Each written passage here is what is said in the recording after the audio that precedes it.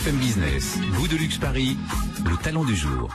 Émilie Lemardelet, bonjour. Bonjour. Vous êtes designer et vous avez présenté hier ou cette semaine votre première collection de mobilier qui s'appelle Fétiche à la galerie Yves Gastou. Au départ, votre intérêt se tournait plutôt vers la lumière, vers les lampadaires, vers les lampes. Oui, tout à fait. Alors, en fait, j'ai commencé par cela, par créer des luminaires, notamment pour l'hôtel Marignan près des Champs-Élysées, où j'ai fait 2 grandes suspensions monumentales. C'était il y a 4 ans maintenant. Et depuis, je n'ai pas arrêté. Je fais toujours des luminaires pour les particuliers, comme pour les hôtels ou les grandes marques de luxe. Mais j'ai ajouté effectivement du mobilier, en fait, sur les conseils d'Yves Gastou, qui est donc un galériste à Paris, très connu, et qui a eu l'idée de me pousser un petit peu plus vers cela. Et donc j'ai sorti cette collection Fétiche, oui. Alors qu'est-ce qu'on y trouve dans cette collection Fétiche? Parce que ce qui est étonnant quand on pense mobilier, on souvent une table, une chaise, un canapé. Là, ça va plus loin que ça. Oui, alors ce sont des objets très luxueux, comme vous dites, donc qui sont presque de l'art, presque sculpturaux, et qui, en fait, par leur présence et par leur forme très forte, donnent une véritable identité aux lieux, dans les lieux dans lesquels ils sont placés. Voilà. On est à la limite, en fait, entre la designer et l'artiste. Oui, tout à fait. On jongle entre les deux. Pour moi, il est toujours important qu'un objet soit fonctionnel, mais c'est vrai qu'un objet qui n'aurait pas une âme, en fait, pour moi un objet ça doit être un réceptacle d'âme.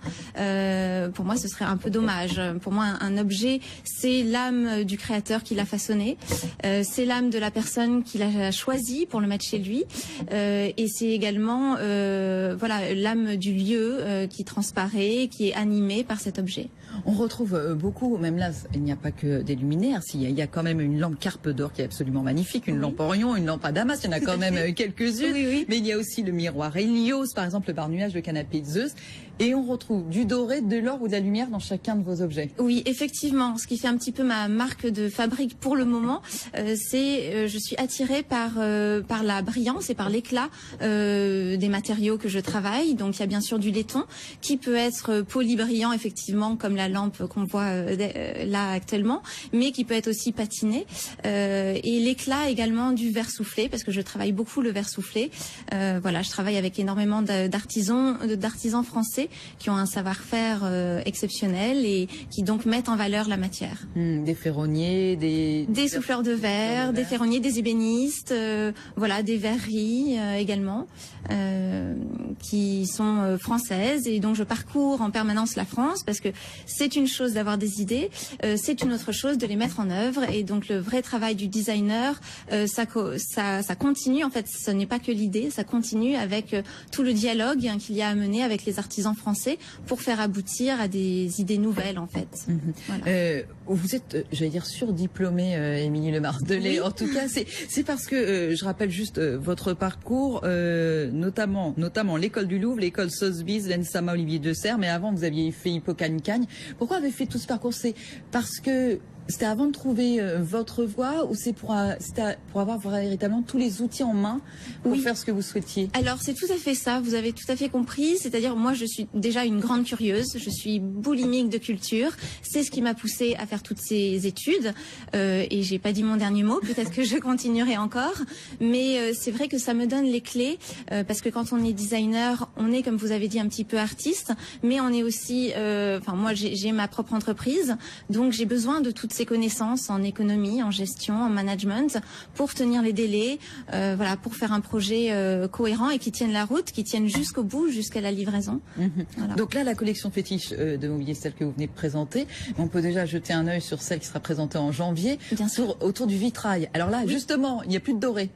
Alors oui, voilà, c'est ça, on change, mais c'est pas pour ça qu'il n'y a plus d'éclat. Je travaille toujours sur l'éclat et sur le verre qui apporte beaucoup de lumière et de chaleur dans les environnements contemporains.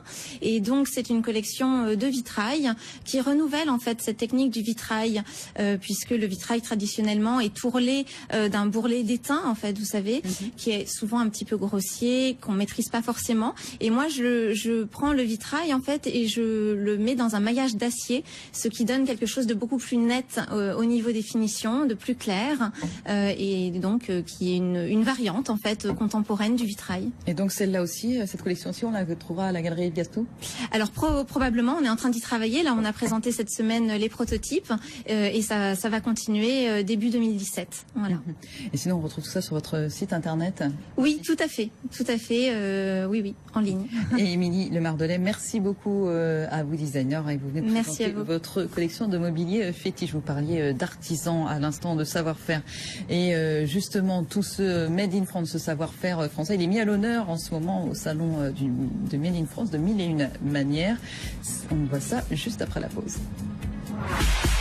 Goût de luxe Paris, l'émission qui donne le meilleur de la capitale.